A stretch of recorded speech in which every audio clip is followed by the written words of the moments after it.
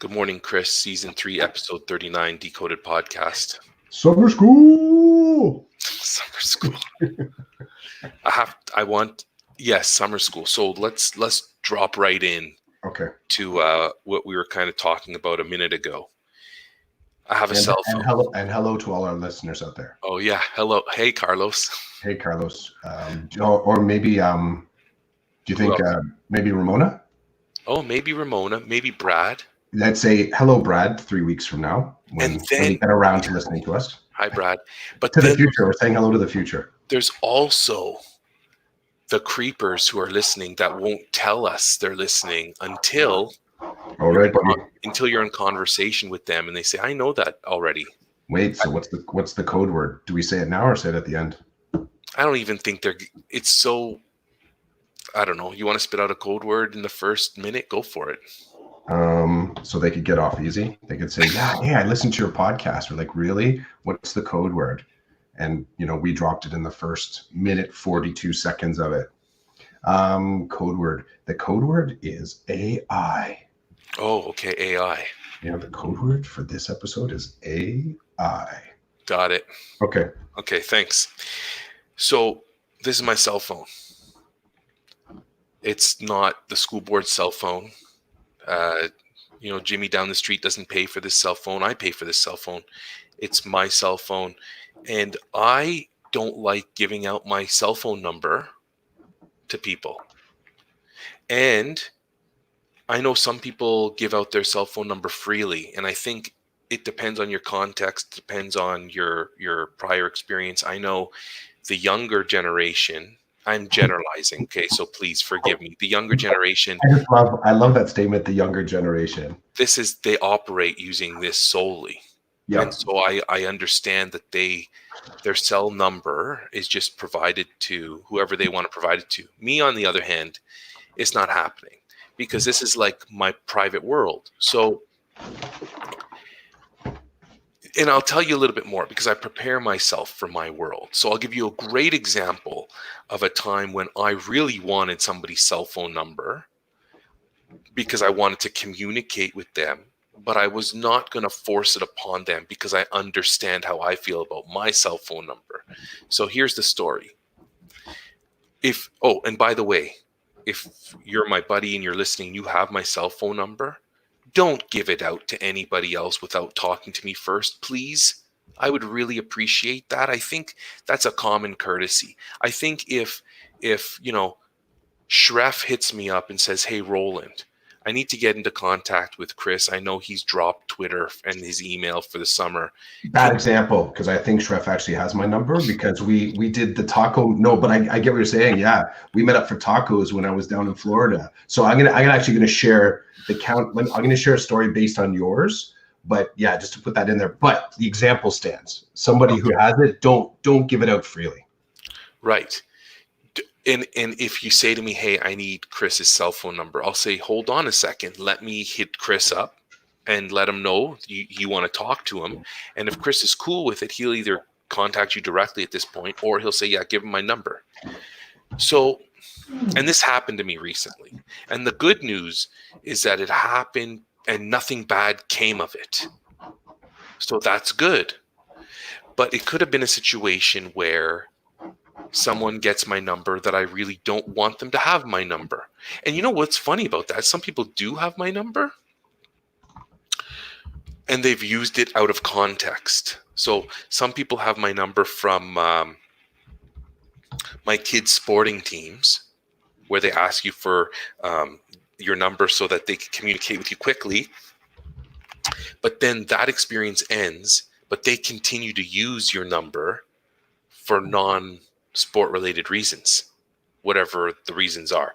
That upsets me a little bit. I feel like there's a line being crossed. It's just me. So let me explain me, and then I'd love to hear your story. And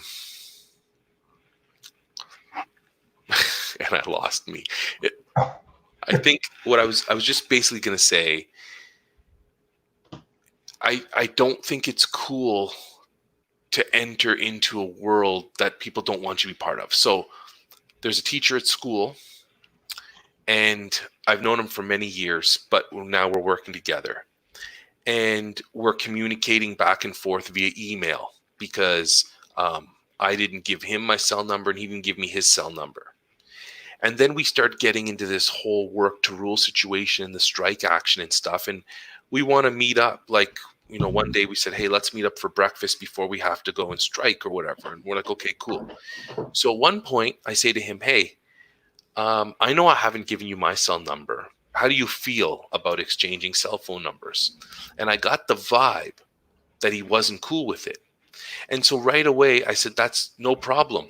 So I said to him, be extra vigilant with your email then, because if that's how we're communicating and it doesn't come instantly, then dude, if I'm supposed to meet you at 8:30 for breakfast and it's 8:40 and I'm not there, you might want to check your email because I probably messaged you and said I'm running late or the kids are whatever up to no good and I can't leave right away. He's like, okay, that's cool. And we did that for a bit. And then I think I wore him down because I was hitting him up with emails. And then he said, here's my number. I said, okay, cool. Here's my number. Now, strangely enough, it was that same individual who gave my number to someone else who then contacted me. And my first question was, how did you get my number? So much so that I became a jerk and I made some assumptions and I contacted someone and said, why did you give this person my number? And then found out that it wasn't that person. It was another person. So then I had to apologize and say, I'm really sorry that I assumed you gave out my number. But there's a reason why I made that assumption. It's because of the way you operate, generally speaking. And I'm sorry. I jumped to conclusions without any information. And then I talked to the guy who did give my number. He was very apologetic. He said, it was a moment. We needed an answer to a problem and we knew you could help. And so I gave it to this person. We were under pressure and stress. And so I just did it. I'm really sorry. And I said, okay, cool. In this situation, I don't mind this new person having my number. I don't. I mean, we wouldn't have exchanged numbers because there's no reason to. But now that he has my number, I'm cool. I don't mind him having my number. Like I told you, I don't mind explaining to someone why I'm communicating with a particular person. But some people, I don't believe it's appropriate for us to be communicating via text. So for anybody out there who has my cell number, right on. Obviously, I'm comfortable with it and I'm good with that. And I understand if you don't want to give me your cell number. I get it. We'll find another way to communicate. And if you're out there and you want to communicate with me that way because that's your way of operating, you have to understand. Maybe you don't have to understand. I would appreciate it if you maybe put yourself in my shoes and understood why I'm not comfortable with that mode of communication. And then we go from there. And like I was telling you in the on-ramp, I'm at the point in my life where, it's nice to have friends. But if you need to punch out of my friendship because of the way I operate or my inflexibility at some times or my over-flexibility at other times, that's fine. You go on your way and I'm going to go on my way. So that's where I wanted to start with the cell phone number. So I'd love to hear your story now.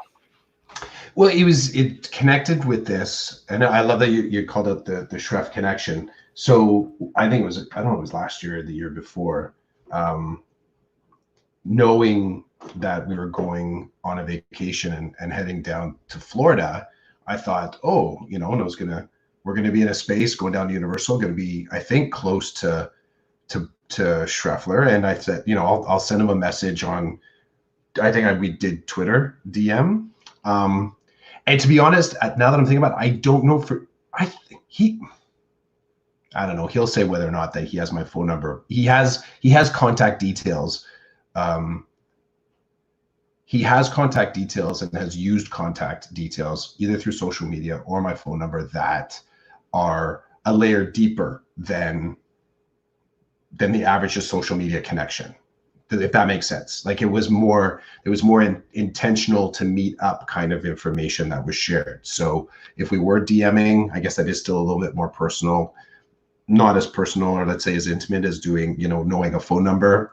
But even as I jumped in on your story, I'm not sure, but if he listens, future Brad, 2 weeks from now, when you're listening to this podcast, I don't know. Let me know. Send me a text. Tell me that if if you've got my number. But so it's interesting because when the sort of having the phone number thing, that has happened. It's happened to me where the family has walked into the room and they just sort of see me talking on the phone and they're like, "Who are you talking to?" And I think it's a mix of, because I don't talk on my phone much, and also just somebody's talking on a mobile phone. Like, you can do that on a mobile phone. You can actually phone. So there's that kind of like moment.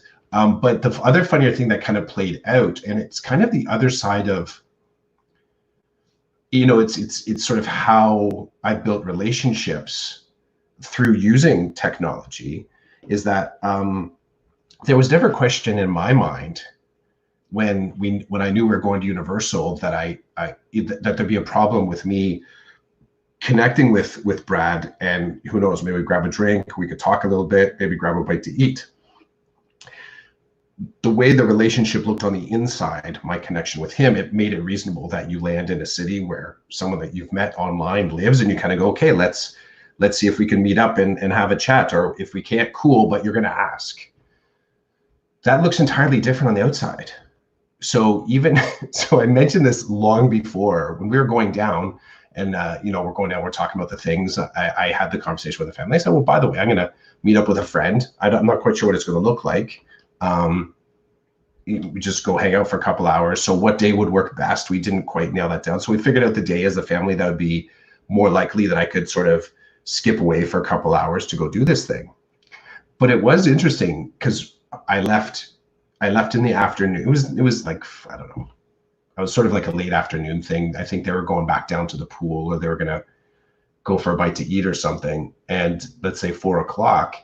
And as I'm sort of getting ready to go, there was this moment where they're all sort of looking at me and they're like, "And how do you know this guy again?" So it's like this last minute kind of checkup on, I guess, my safety, or on the potential criminality of Brad, which is not a thing, right? Like, are you safe? Are you safe doing that? Yeah, I'm safe. Like, there's other people that know him too. Like, it's not just, this is kind of like just an opportunity that who knows if it's ever going to come up again. I'm in his town. He's free. We're going to have something to eat. So it was went out for a bite to eat, came back a couple hours later, and I found they at that point they were down by the pool, but I could see the look on their face was just like, "You're back, good." And I wasn't gone for a long amount of time, but it was the sort of their relationship to the relationship that I had, and there was no other conversation about it. They were just thankful that, I guess, nothing bad happened to me. It was really cool. Went to this place, Bar Taco, great tacos. Had a great margarita too. It was delicious, absolutely delicious, the food there. Had a great convo with them. We talked about a lot of different stuff. Like, it was a great visit. It was exactly what, in my mind, I'm like, this is what the visit's going to be. In my family's face, they were like, yeah, we're never going to see him again. This is it. Dad came on a holiday. It's the found footage afterwards, right? Like, everything was going fine at Universal until Dad went for, I don't know, got in some rando's car, and we never found him again. I love that story for a couple of reasons. Reason number one, if I was going back to Florida near Universal, I would totally want to connect with Shref. Yeah. Because I think it's funny because we don't know him. I mean, you know him now a little bit better than I do, but Shref is a guy that we've known for years through the podcasting community, who has he's communicated with us about things he's heard and things we've talked about, and we've gone deeper in those ideas and concepts. And he's just always been an open, cool dude with us. So I would love to hang out with Shref for an hour or two while in his neighborhood, number one. Number two, I get the vibe that your wife and kids are similar to my wife and kids in terms of, I don't know how to say it, so I'm just going to say it like this: the craziness of our interaction using social media, and then actually meeting people that we've met on social media. Like, I think my wife thinks it's slightly crazy. And it's funny because my wife will say to me,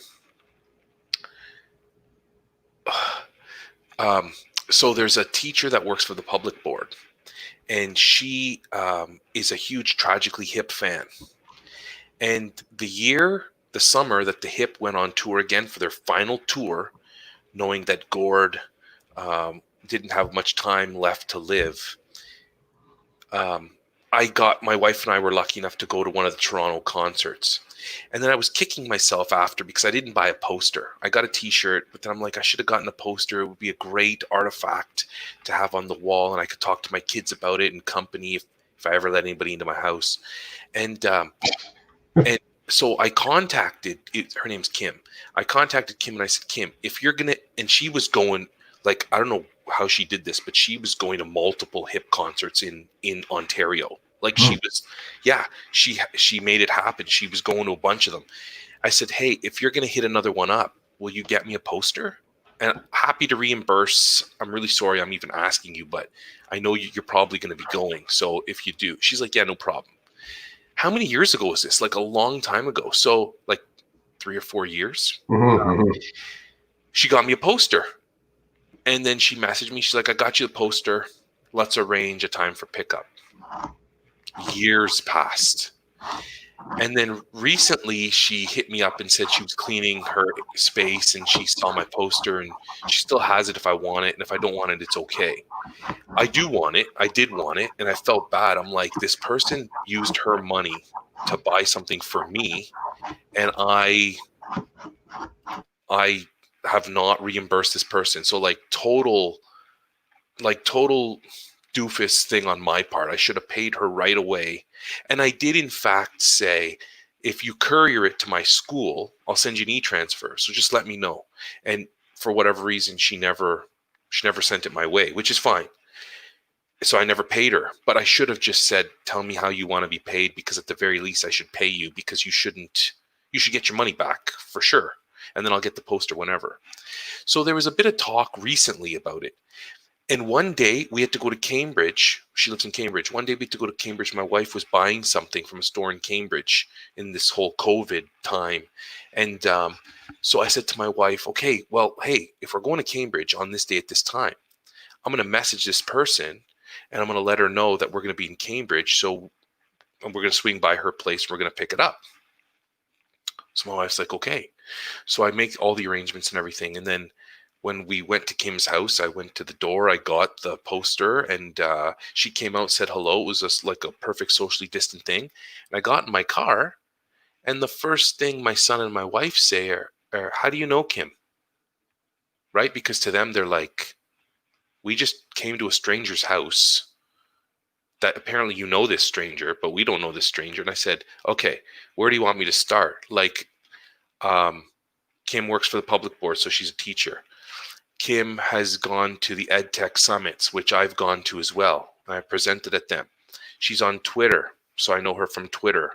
She rolls in like the Waterloo, Ontario education circle. So like we're connected like that. So I was like, where do you even want me to start? It's a web. Have I met her face to face? A couple of times at whatever conference or whatever, like, so because she's a Waterloo teacher, when you're at these conferences and you run into Waterloo educators, you always know one or two in the group, and then you start meeting the other people that they're with, and they meet the other people you're with. So that kind of world is foreign to my wife because she doesn't operate that way. She doesn't like operate in that world. And I'm assuming, based on what I know of you and your wife, I'm assuming your wife is not rolling in the social media world like you do. And so it's, well, let's say as a we've had this conversation, she and I, as a consumer and a user, yes.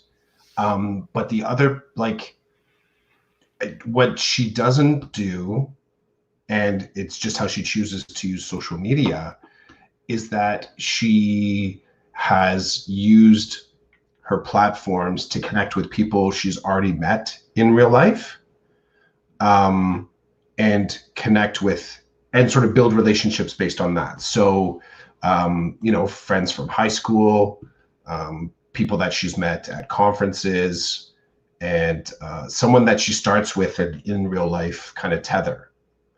The part that she doesn't do, which I do and you do, is in the process of seeking new connections, also kind of building layers upon that. So having a Twitter chat might result in having a Zoom meeting or a digital meeting. So you get to know a couple more layers, but you may have never spent in real life time with someone. So the starting point is it's not the starting point. The potential starting point for developing relationships for me isn't just historical relationships. And it's interesting because I have just recently, after some longer time, started to connect with some people that are from my past, but I walked away from 30 years ago. Like when I left and I went to high school. So I'm slowly kind of going back to some of these spaces that are a little bit more of a comfort zone for my spouse. So yeah, that's how she's using it. And so I'm going to go a little, I get it. And my wife is a consumer.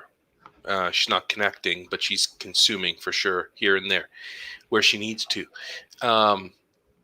And I think once you do this, like once you get used to the way you and I do things, it becomes normal. So for example, the other day I was having a back and forth with a person on Twitter who is also part of the educational world. And I was tweeting out about artificial intelligence, and I guess he read he saw what I wrote, and he read it and he responded to me. And now, like, my next step is this guy engaged me around the topic, and I'm like, my brain is willing to put out to him at some point, hey, you have an interest just like I do. I'd like to take this further and deeper. So why don't are you open to a Google Meet, and we can like just chat in a way that we're not communicating with everybody else, and have kind of a face-to-face and talk this through so we can kind of, improve both of our learning and understanding. That happens, right? In this, you and I do, that happens. And some people move it to the next step and like are on the phone and text messaging and stuff. Now, I'll tell you this. Go for tacos. There you go. But that's different. That's kind of special. So like for me, I've known Kim from these different realms for many years, but Kim doesn't have my cell phone number.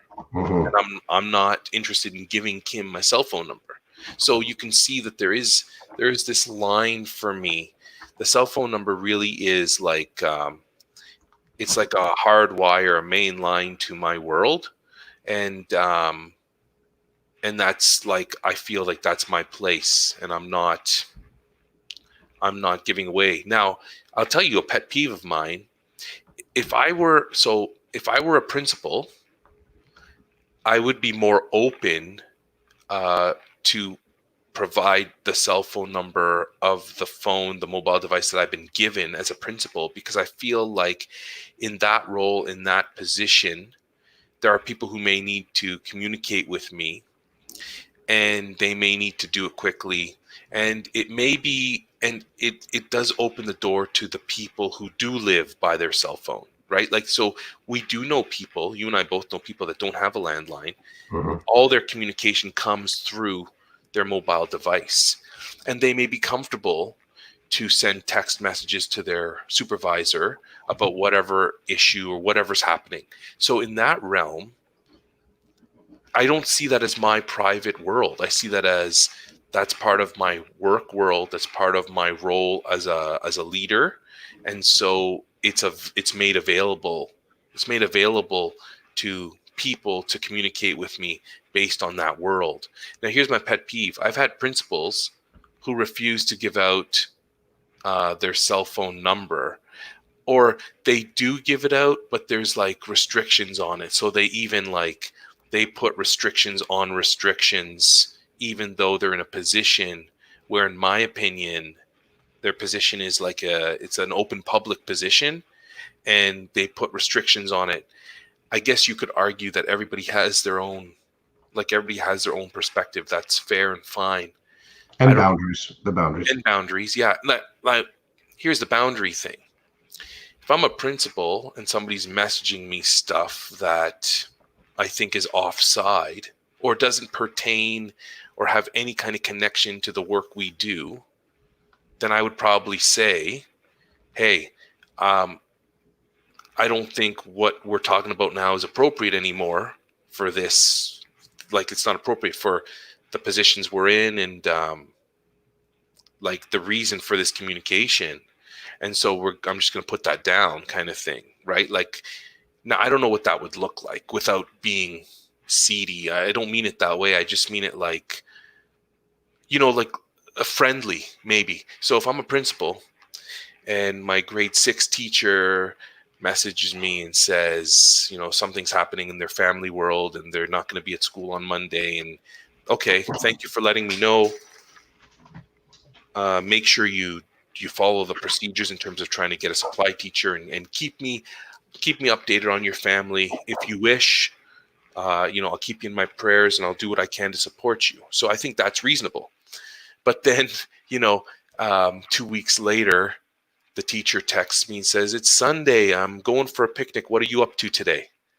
That's where I would say, "Hey, I'm glad you're going for a picnic. It sounds awesome." I really don't think this is the kind of information you and I should be exchanging via, like, if we're friends, okay, we can be friends. Let's find another way to communicate. I don't think that I don't want to be doing this. I don't want to be communicating with you about your picnic on the device that has been afforded to me in order to be able to support you as a leader, as a colleague. So I think, like, in that situation, I'd be like, okay, well, I would respond, and I would simply say that I don't think that we should be, I'm going to stop talking to you now about your picnic. Have fun, and send me an email if you really want to give me an update. Or, when I see you at work, tell me, I'd love to hear about your picnic. I'd love to hear about your kids. But there's a line there's a line. Or you get a text message. I'm at the rink. My son's playing hockey, and just stuff that chit chat stuff that you do face to face. I don't want to do that on the cell phone.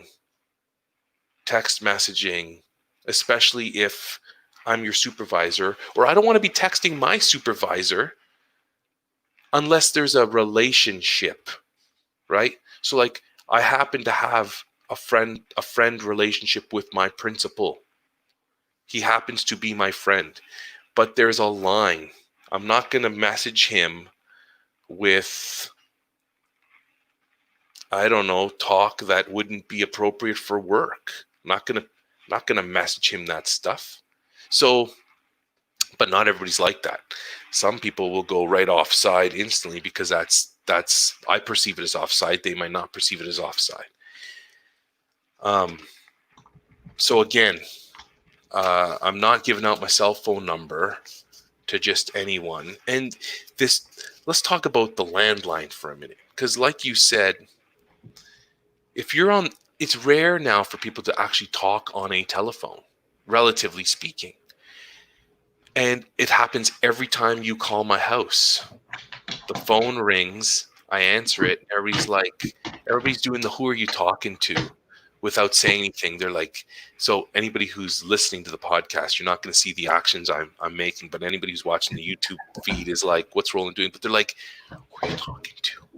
And they're making the hand gesture, and they're looking at me. They're like, who are you talking to that's making you laugh so hard? Or it's the hang ten sign, I think, but you put it to your ear. Yeah. Like the banana to the ear. That's what it is. The banana to the ear sign.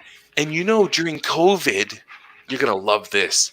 During the COVID quarantine teaching, I was helping that my vice principal, myself, and another teacher on staff. We were the tech support team. We called ourselves a tech support team, and basically said to the staff, if you have an issue, contact one of us. And we started doing Tuesdays at certain times were our office hours. So we would have an open Google Meet. And if you had a question or a concern or something around tech, you could jump into the meeting and you could ask your question or whatever. And I'm sitting at home and the phone rings. And here's the other thing too about my house. We don't normally answer the phone. We just let the machine pick it up and then we'll get to it. And the phone rings, and then 10 minutes later, I picked up the phone, listened to the message. It was a teacher from my school, a kindergarten teacher, who I rarely communicate with because of the proximity of classrooms and stuff. She's got, hey, Roland, it's me from school. I have a question. I need your help with something. Can you please call me back? So I say to my wife, so-and-so just called. She has a question. I'm going to take the phone. I'm going to go in this room and I'm going to call her so I can find out what's going on. So it was a very like I didn't want to be in the position of somebody walks into the dining room and they're like, who are you talking to? I'm like, go away for a minute. Let me do this. And then I'll tell you. Like they want to know instantly. What are you doing? Who are you talking to? It's like, whoa, hold on here. I'm in the middle of something. So it's funny because even calling that teacher, I felt weird. I felt strange because I don't really use the phone that much. And I don't really know this person. And yet they called my home, left a message. Now I'm calling them back to help them with their problem. It was just interesting. Like, it was just interesting. It's something that was kind of novel to me. But this thing of who are you talking to? What are you talking about? And why are you talking that way? Is like, it's real in my house. And it's like, hold on. Like, I'm on the phone. I will tell you all about it when I'm finished. And so I don't want that here. I don't want that here. And I don't expect you. I'm not that dude who's like expects you to give me your personal information, but I'm not going to give you any of mine. I'm not that dude. I believe in like fair trade. If you're going to give me your cell phone number, then that means that if I message you, you have my cell phone number. So I better be prepared for that. That for me, it's a different level of relationship. For me, it's a different level because of the way I think of this phone. Now, not everybody's like that. Some people are like, I don't care. Here's my number. Give it to whoever you want. I'm not like that. So thanks for letting me. I love that we were talking about this. And Shref, dude, if I was in Florida, if I was in your neck of the woods, I would love to hang out with you. I've got no problem with giving you my cell phone number. My problem is messaging you is going to cost me a fortune because I don't have like a US plan. I've got a Canada plan. So that's a problem. But even like, let's go deeper a little bit for a second here. The book club that we're both part of, we have a WhatsApp group, and in the WhatsApp group, people have access to my cell phone number. Now I'm under the impression, but maybe I think I'm going to say this in the WhatsApp group just because I feel I need to say it now. Please don't. We shouldn't be sharing each other's number out with different people. And I know, I feel it. To me, it's weird to have to say that, but I don't think everybody operates that way. Like I don't think people do it in a malicious way. Like if I'm going to put Will Gourley on the spot. Will's in our group, and Will's a great guy. And if somebody said, hey, I'm interested in da-da-da-da-da, Will wouldn't do this, but I could see Will saying, well, you need to talk to Roland because I think Roland's the guy you need to talk to and he can help you. And then Will just says, well, I've got his cell phone number. I've never given it to Will, but it's in the WhatsApp group. So I will just grab it and say, here's Roland's cell number. Contact him. I used Will because he's a friendly guy, but I don't think he would do this. I think Will has the foresight to think, I'm not giving out somebody's private information without finding out if they're okay with me to give out their private information. But it's all there. But we've all consented to communicating with each other in that way. Now, here's the cool thing. Some of the people in our group, their job has afforded them a cell phone. So the number that they're using is more of a public number than a private number. So even then, they're freer to hand out that number because it's part of the work that they do. Whereas I don't use this for work, right? If people are going to contact me, they're going to look at the telephone tree that we created at work, and that I've given out that phone number for people at work to use to communicate with me if they have to. So if I want to call the grade 6 teacher because I have a question, I can get the grade 6 teacher's phone number because it's been provided. Now, here's another fine line. What happens if I call the grade 6 teacher and the grade 6 teacher says, how did you get my number? And I say, I got it from the phone tree. And then they respond with, oh, that's not cool. the phone tree's for emergencies, and you're not calling me for an emergency. You're calling me to ask a question about such and such, but I didn't give out my phone number to the phone tree so that you could call me about such and such. My understanding is that the phone tree is for emergencies, and this clearly is not an emergency. Now, that's a whole other layer of conversation. And it's funny because I think unless it was a dire emergency for me, I don't even think I'd use the phone tree to call somebody. I feel as though it's kind of an invasion of their time and space. I just think I have a funny thought of there are some teachers at school that I don't talk to. I don't have a relationship with them. Wouldn't it be hilarious if their phone rings, they're like, hello? And it's probably their cell phone too, because they're of the younger generation. Hello? Hey, it's Roland from school. And they're like, how can I help you? Like in no place in this universe would I be communicating with Roland, and Roland would be communicating with me. It doesn't fit any schemas. It makes no sense. I'm like, I found your number on the phone tree. Like, think about that for a second. Because if somebody did that to me, usually when I get a phone call from somebody at work, it's because they have a question about, it's tech related, or it's like, it's about work. Nobody's calling me, asking me how I'm doing for fun. But imagine if somebody did. I'd be like, I'm doing great. Thanks for calling. And then it would be one of those, it'd be like a Seinfeld moment. I'd probably hang up and then talk to my wife about, what do I do now? How do I navigate this? I wouldn't be as bold as maybe I should be, but yeah, it's weird, eh? It's just, and for all of you who are out there thinking Roland's whack job, that's okay. You're allowed to think I'm a whack job, but you don't know my history. You don't know my mode of thinking. If you did, you might not think it, but even if you did continue to think I was a whack job, that's okay, because you're allowed to have that, and I'm okay with you thinking that. And even if I'm not okay with you thinking that, it's okay for you to think it. Now, as I say this is, I got to tell you, I was with Carlos on Monday. Carlos, for any of you who don't know, is a colleague of mine. He works in my school board, and we've been on committees together, and we've collaborated. Our classes have collaborated together, and we're on a writing team, and so we're working together right now. And Carlos, I think Carlos is a great guy. I'm really happy to call him a friend. And he was telling me the other day that he was listening to our podcast, and like in the middle of the night, he couldn't sleep or he was doing something. He's like, so I put your podcast on, and I'm dying. Eh? I'm laughing. Our podcast as a sedative. I love it. Our podcast is like, middle of the night, dudes listening to the podcast. It's funny because he'll talk to me about some of the stuff that you and I talk about, and then it gives him some food for thought that then when I see him, we talk about. So shout out to Carlos for listening in the middle of the night. And but these stories are like, these are the stories that people come at me with later and say, hey, I heard you talking about such and such. And sometimes I have no clue because I'm not in the zone. When I'm talking to you on a Saturday morning, I'm in the zone. They're password protected. We just give out the password. We even forget about the passwords. Oh, yeah. Yeah, I did. Right? Too many passwords. Too many passwords. I should start to put them in the description somehow so I can find them. But no, let's keep them Easter egg style for now. That's my vote. Keep them Easter egg style for now. It's because it's still kind of a fun game.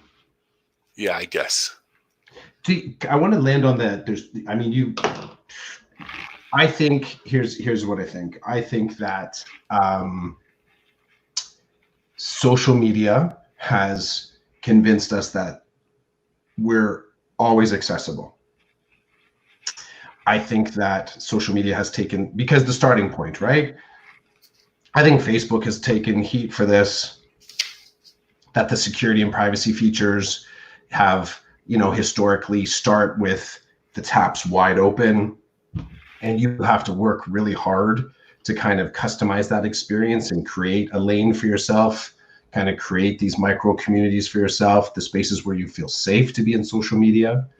I always go back to Roy and Lee and talking to him about his use of social media, and him saying that when he first got on there, he always felt like it was the party that he was arriving at. Like there was always lots of stuff going on, but then realizing after a while that kind of party just started to lose a little bit of its luster. Like it just was too big, too noisy, too many things going on. So how do you start to really think about the individuals that you're encountering there in social media, and what does it mean to sort of nurture a real what ultimately I think people have started to discover is, what does real relationship building look like in a digital fashion? Like, what does that look like? Is the method any different than when you do it IRL? I'm starting to see no. It takes commitment, honesty, sharing of stories, that idea of reciprocity, honesty. Like, there's similar tools, but I think that we went through a phase with social media where you could pretty much be who and whatever you want, and some people still kind of rock that profile. But I feel like those people are now starting to kind of get pushed out by micro communities saying, well, okay, you get to be on the edge if we have privacy sort of tools, or you get to kind of walk amongst us, but no one's going to talk to you if there are no privacy rules, because we're kind of doing our thing here. And I think that the whole social media generation, individuals that kind of didn't start using email as a social media platform or texting as a social media platform, look at the use of access very, very differently. That's my one thought. I really do appreciate kind of controlling not only my own usage, but I do try to kind of, squeeze the pipelines just a little bit so that people don't always have access to me or the whole me. I loved how when we started on the on-ramp, you talking about, so the, going to kind of double jump into another topic, but it's kind of closely related. So right now doing the PQP, me taking the PQP1, and my initial instinct so I'm doing a lot of video vlogging with the PQP1, and it really fits my brain well. I find that I can access my thinking more readily and more clearly after I've experienced an article or having to watch, one of the video resources or the books that we're reading. Like, right away, my brain goes format, talk about it. And to go format, talk about it, write about it, feels like I'm jumping a step. And when I write about it, it's not as clear or authentic. So I've used a lot of video responses to both the assignments I have to do, but also responding to other colleagues in the course. So my initial instinct, it was funny, I was going to start to post a lot of my responses onto my blog. And one of my, a very good friend said to me, well, that's kind of like giving away all your answers. Like, do you really want to sort of put all the answers out there? And I thought, well, they're my answers. But then I thought, no, maybe there's something to that. That's oversharing. So instead, what I'm going to do is there's module reflections, and the module reflections tend to be broader. There's key things in it, what I'm reflecting about, but I'm going to post those ones instead. I mentioned this only because this is a decision on my point. One, to give access, like I'm making a decision for people to have access to part of my process, which for some may be valuable, for others might just be like, oh, okay, he's taking a course. But I also, on the other hand, am staying open to conversation about my process and trying to keep that membrane permeable so that even as a new candidate, potential candidate to grow into administration, a vice principal's position, I'm trying to keep that membrane as open as possible to other people's influence to try and take in a lot of information. So, but again, it's a decision, right? I'm entirely inside of a digital environment to do all my work. The decision to sort of go outside of that was an intention for me to connect with other cohorts, other people that might be thinking about leadership or already deep in leadership. But I am aware of I think we went through a time of talking about digital security and using social media as in the things we lose, as in somehow someone's going to steal something from you. I feel like we're more, and then we moved into digital media, social media, when you're in there, the overshare, as in don't give away too much. I feel like we're kind of in a third space now where people are really understanding some of the fundamental issues of privacy and how it applies to their own lives. And they're now starting to curate and nurture spaces within social media that are kind of built upon safety, some security, affinity, so you feel like you're connected with someone. But I see this as a general kind of movement into using social media. And I think part of, if you remember, and I don't know if it's still happening, a lot of the Zoom security breach things, I think that part of the uproar in those was not necessarily that someone could bust in and witness the discussion coming on. I think it was, the uproar was around someone being able to bust in and disrupt, as in this protected space where we thought we were kind of safe to have a conversation. Someone could just like open up the door and start screaming inside there, post profanity or, you know, other terrible things. They could disrupt the meeting. And that kind of, a little bit about being shocked about that afterwards wasn't necessarily about something being taken or us sharing something. It was about the idea of safety and secure and community that had been broken. And what made it, I think, even more palpable for people is the fact that this was happening within EDU, where we're constantly talking about how we have to build safe spaces for people. We have to, you know, be able to make and hold space for people. So I like this. I like both Royan's observation. I still like kind of coming into places that feel like a little bit like a party. I have spaces, sometimes my Instagram, some of the feeds that I follow, that's what it feels like. I see it, I'm like, oh my, like you just kind of get, what? You get just kind of like, what are they talking about? Like, it's just so over the top. And then I have others where it is a controlled, and it's a locked account. And if I decide to unfollow, I can't come back unless I'm approved to come back in. And then I operate the same way. I think it's so valid. And the phone call, what you get, I think what's interesting, what you get from the phone call is not only access, there's a little bit of a mind game you play with yourself, right? Like if I text you, I know that text is going directly to you. I know that you're receiving it in your pocket if you happen to be carrying your phone, that my words get right to you. And I'm trying to figure out what it is about the difference in feel by phoning and conveying the exact same message, but talking on the phone, and why that feels different if you're calling the landline. Like I'm trying to sort of just parse out what it is about those things, because I would agree there's just some, well, sorry, I don't know if you agree wholly, but there's something, it's funny, giving away your landline now, giving away the landline number and having a conversation with someone doesn't feel as intimate as having the exact same conversation on your mobile phone.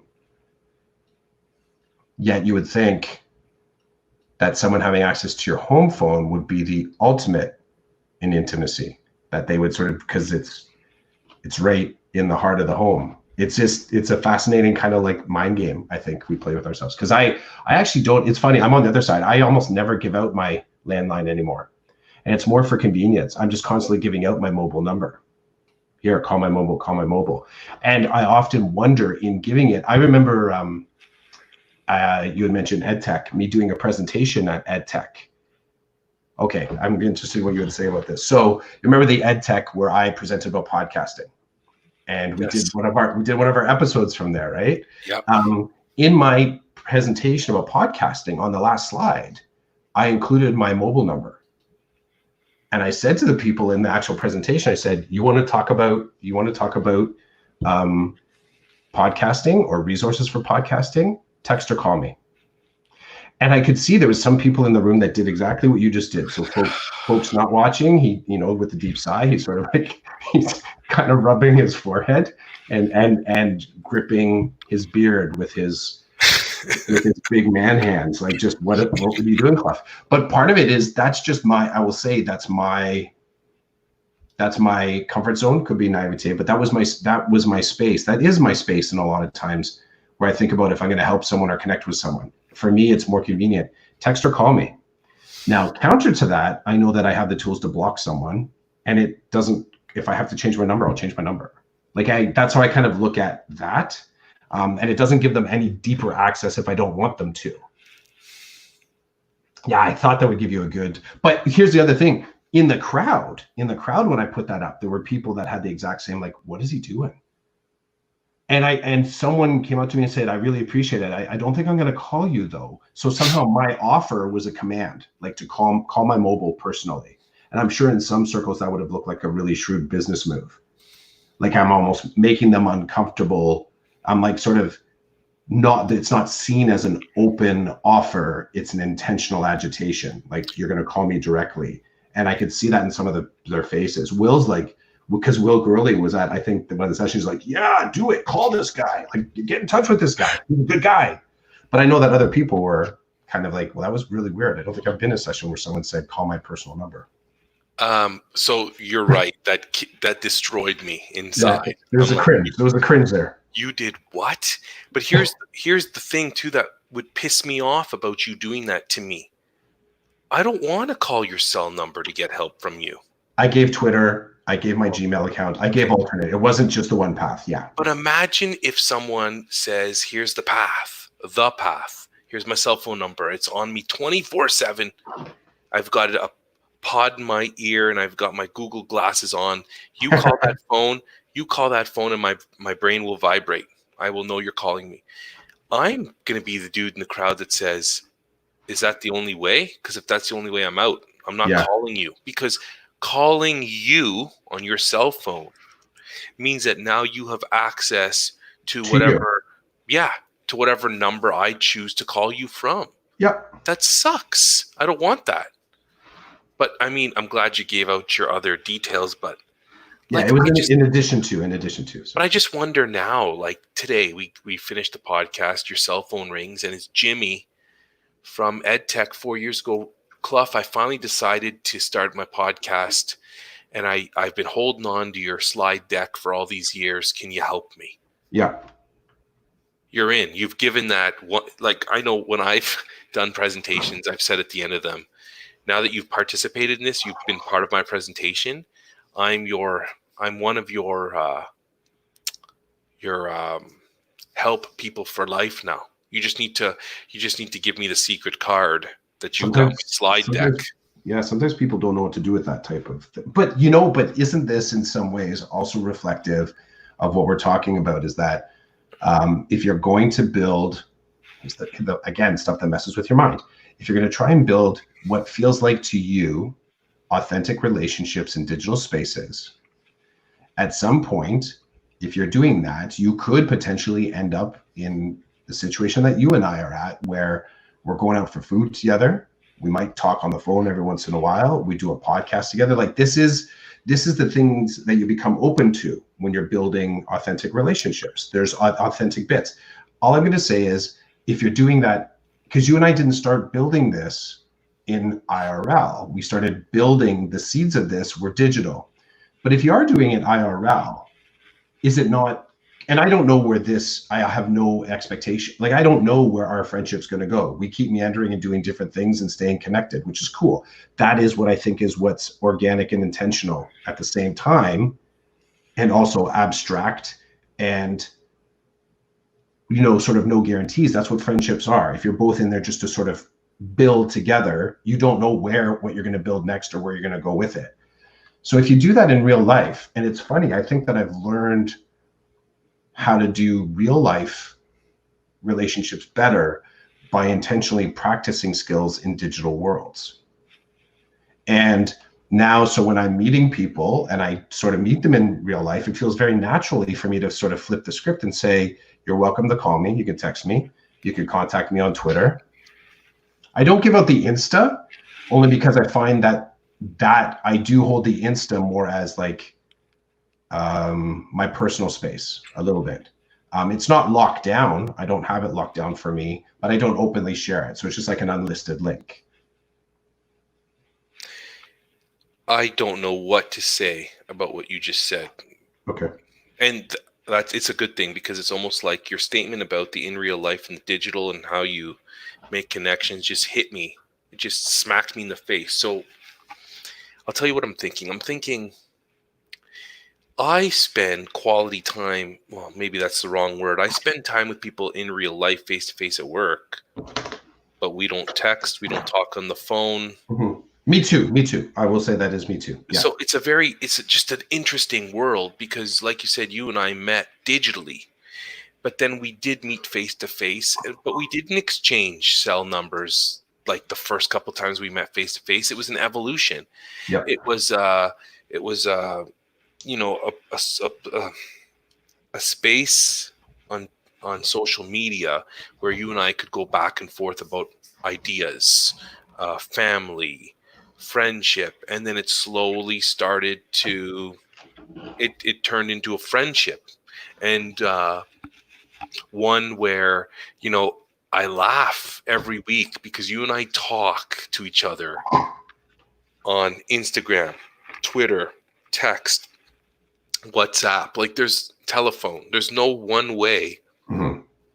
that we communicate. We literally, like, I'll see something on Instagram and I'll hit you up and then we'll start talking about something, but then we're having a completely different conversation on Twitter. And at the Completely same, different. and the funny thing is simultaneously, Yeah. like I will go, yeah, it's sort of one topic, you've shared something on Twitter, and then I sort of back out, I check notifications on Instagram, and we have something else that just happened there. It is a little kaleidoscopic. It is. And I sometimes think about, you know, it strikes me like this is really complex, but it's just a pattern that you and I have gotten into.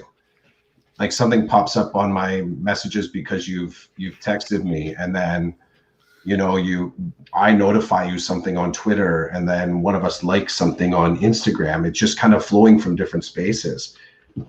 But what kills me is that when we finally get together face to face, it's almost like we have to be intentional about what we discuss because we could go in different tangents based on our kaleidoscopic communication.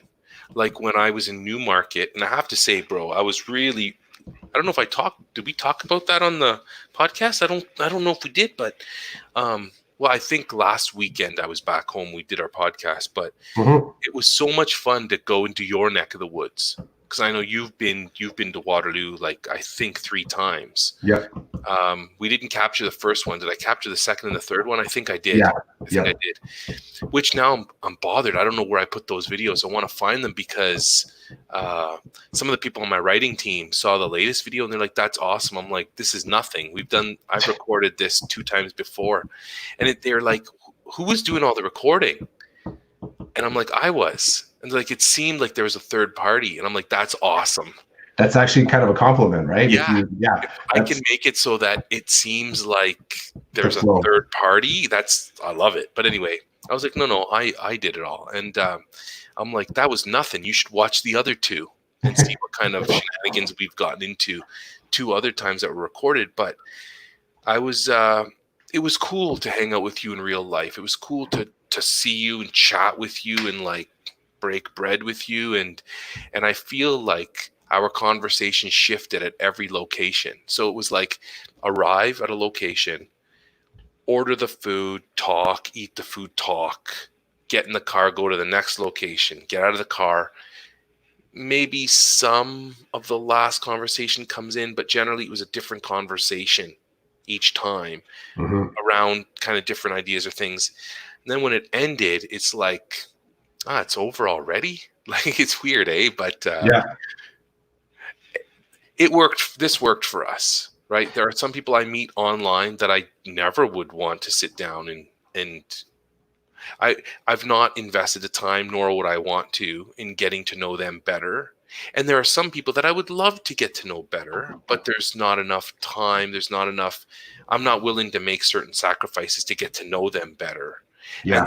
then here's another layer: the people that I would love to sit down and chat with, but they have no interest in sitting down and chatting with me because of their life circumstances. So it's just interesting, all these different layers. With the digital media, because if it wasn't for the digital and the social media, we would have never met. There's no reason for us to meet unless we meet at a conference. But then, like I said, if there was no social media, no digital, then it's like I met this dude named Chris. He was a really good guy, and that's it. Like it's just a story. It's a moment in time that I had an experience. There's actually at one of the TLLPs that I was at, I met these two guys from up north. And when I mean up north, I mean like up north, like at the tip of the top of Ontario type of thing. Really down to earth, cool guys. Like, I think now that I think of them, I think you would have loved chatting with these guys. They were guys. Like, we could talk sports and stuff, but they were also family guys. Yeah. They were married. They had young kids, and they were cerebral. So like, we could talk EDU, we could talk pedagogy, we could talk like philosophy of education. And I remember, because you're there for like 2.5, 3 days, we were at the same table. And dude, I fell in love with the idea of becoming friends with these guys. And so what happened was, I guess it was just one of those things. Like, one of them was on Twitter, but never used it. I was kind of in the beginning stages of my Twitter use. And, we said, well, we'll keep in touch that way. And I'll see you in a year when we all come back to do, you go for your training, then you run your project, and you come back and you present your project. So you get to see all these people again. And I'm like, okay, well, I'll see you in a year. And then I saw them the next year came.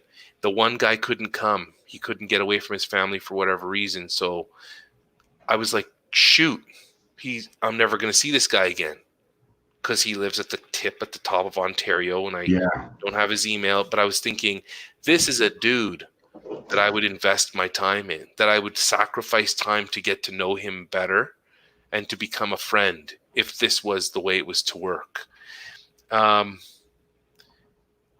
And I have fond memories of meeting these guys and chatting with them for 3 days, getting to know them. Like, I know one day we ended early. And so, like, people were talking about, like, going downtown Toronto to eat and to have fun or whatever. And this one guy was like, I gotta go to the Eaton Center. And I'm like, why? And he's like, there's a store there where my father-in-law, who's a big fisherman, said, when you're in the big city, can you grab me one of these type of things? So his mission was going to go to the Eaton Center and get his dad, his father-in-law, an artifact that he's going to use for his fishing. Then I remember the last morning, you're up early, you're eating breakfast. I'm like, so what did you get? And he had it with him, because we had to get all our stuff out of our hotel rooms. He like pulls it out, this really cool thing, and he found this other cool thing just for fun. He's like, I saw it screamed my father-in-law, so I bought it for him. He's going to love this gift. And I literally, as I talk to you, as I tell you this story, I feel the positive vibes that I got off these two guys and their down-to-earth nature, and just good people, and never going to see them again. And then it's funny, because some people I see every day that I don't want to ever see in my life, but they're around me all the time. Right? So it's just the way the world works. But it's fascinating. I'm being an old dude now. My head's in a different place. It really is. I used to, when I was a younger teacher, I would laugh at the older teachers who would talk like this now. Now I get it. And they didn't care what I thought. And just like, I don't care what the younger new teachers kind of think of me. And it's funny. It brings me back to, I like helping people, but I'm not going to compete. I'm not going to compete with other people for the right to help you. So if we're sitting around at a table and we're talking about a particular idea or concept, and someone at the table says, I don't get this. Can someone show me what they've done? Or can somebody explain to me, like, how does this work? I'm happy to say, sure, I will. But there's always people at the table. There's like 3 other people at the table. They're like, no, I'll show you. No, I'll show you. And then for 2 minutes, those 3 people will argue over who's going to help this person. Yeah. And I'm gone. I'm not going to fight you to help Joe Blow. So or line up. I'm not going to stack up. No, right? Sorry, it's not happening. And it's a funny thing, because one day I was talking to my vice principal, who said to me, so-and-so is kind of struggling with this idea. Will you help them? And I said, well, do they want my help? And she said, well, I don't know. I didn't like directly ask them, but I thought of you right away. And I'm like, that's awesome that you would think of me right away, because that means you understand something about the way I operate and that I'm doing an okay job in whatever the topic is. I said, I'm not going to this person and saying, do you need help? Because you told me that you think they need help. I'm not doing that. So they're like, well, then I'll send them to you. Okay. So then, have a conversation later, and my vice principal says, have you met up with so and so about such and such? No. Oh, really? They didn't come see you? No. Oh, well, I told them, Roland can help you with this. You should probably talk to Roland. They said, okay, they'll do that. I said, okay. And then there's this awkwardness of the vice principal who is like, well, are you gonna? No, I'm not. I'm not gonna do anything. If they want my help, they'll come to me. Whatever that is or was that I may have had, this chasing, stacking, lining up, it's gone. If you want my help and I'm with you and I can help you, I will, but I'm not gonna pole position Yeah. to be the one to help you. I'm not living that world. I'm not living that life. Someone Good else word. Good word. can feed themselves with whatever it is that they need to do that. I'm not doing it. Yeah. I don't do a good job of delivering. The delivery's bad. The delivery's like, well, Roland doesn't want to help. No, Roland's happy to help, but Roland's got a list. Doesn't want to help like that. Right. I'm not helping like that. I don't need to be the guy. No. No. And it's funny too, because sometimes people will finally get to me. Like, I wish I talked to you last month. Well, I was here the whole time, and my life. School ends, I get to my home. I'm either like in mode of cooking with my wife or supporting something, or I'm driving somebody somewhere. When school ends and I don't have any other responsibilities at school, I'm gone because I have a life outside of my work. So that's interesting. I'm fascinated now by watching the people who line up to help, who argue with other people like them to get pole position for who's going to be the savior. And I use that term. That's a strong term, but who's going to save the day? I'm not going to save the day when there's 30 other people who think that they're saving the day. I'm going to go and do what I need to do over here. I'm past that. Is there anything in it that when you know that you've been mentioned to someone that you would appreciate something from that person to say, I'm good. Thanks. We were kind of connected, but I'm good. You don't have to sort of worry or think about me anymore. Is that something you would appreciate? Even if you haven't, like, so for example, someone says, you got to talk to Roland, like maybe you're even the three of you are standing there and person C says to person B, you know what, Roland here, person A, like he's a guy that it's worth investing your time in. So it happens right there in the moment. Person B says, okay, yeah, that sounds cool. And then person C kind of does that, okay, we've made a good connection here, and then you all disperse. Is there anything in you that you would appreciate some sort of note from person B afterwards to say, Roland, I'm good. I know that person C said I should talk to you, but I think I figured it out. I'm good.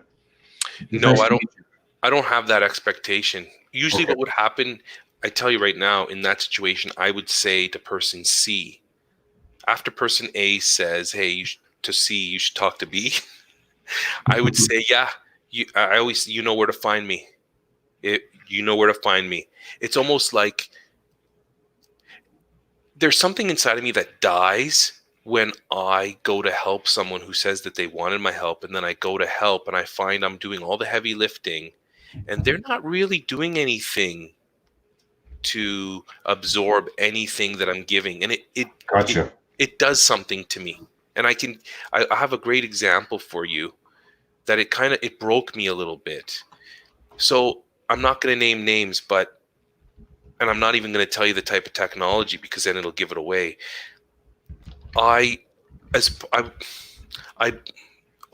Shout out to Suzanne Smart. She's our school board's innovation consultant.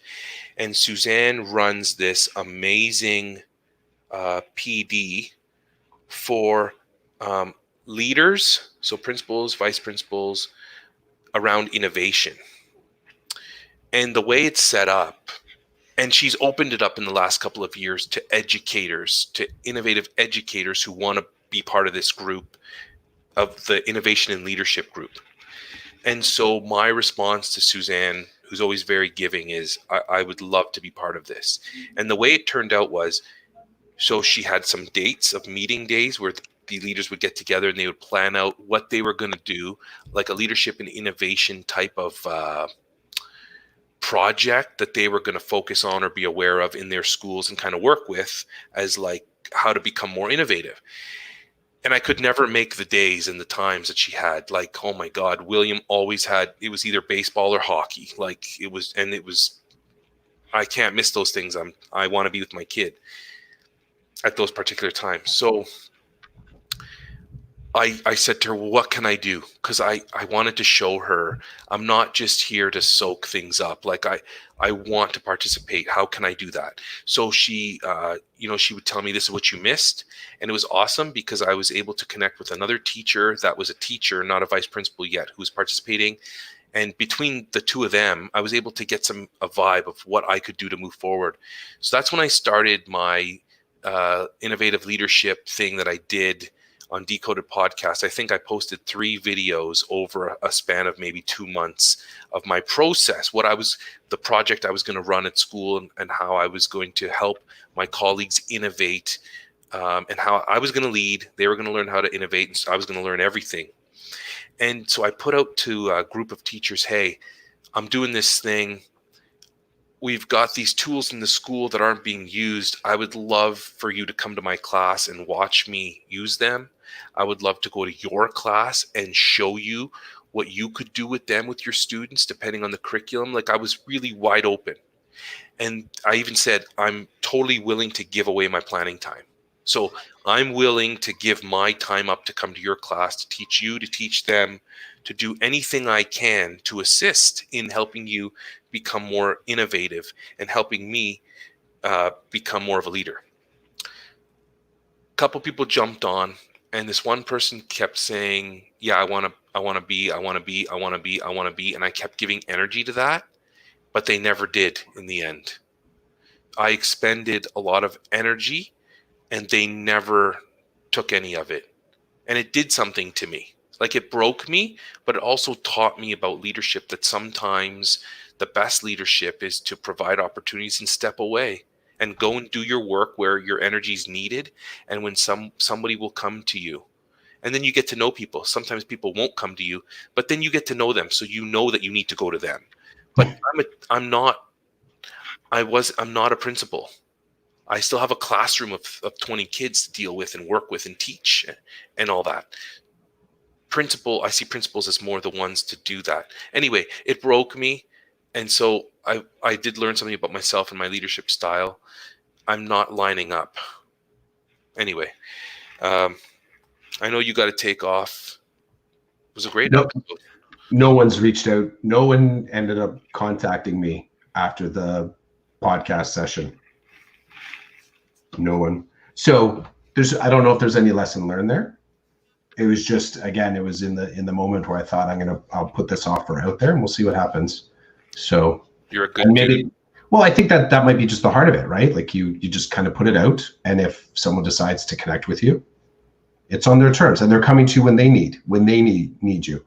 I enjoy helping. There is something in me that drives me to helping, so I guess I need to help. I don't have it focused on any particular person or necessarily project. It's just kind of, I guess, part of my operating system. But I get where you're coming from too. When there's relationship expenditure there, and you sort of also think that there's an opportunity for you to learn as well, that it can feel like a misappropriation of investment. I totally get it, how it could feel like that. Totally. I also liked this person. So I liked this person when we spoke. I felt like I wasn't being fake. My armor was down. I don't know if they felt the same way, but I liked this person. So I was willing and happy to help. Yeah. What did you draw today, Chris? It's partially still wet. Is that a brain? Yeah. I think it's a brain. I think it's a brain. leave it open to interpretation. Thanks for your time. Yeah, man. You too. Enjoy your weekend. We got rain here right now, so. Yeah, we got rain too, but I've got some work I need to do, so I'm gonna bust out, check on the kids, and then get back to work. All right, man. Take care of yourself. Yeah, you too. See ya. Ciao.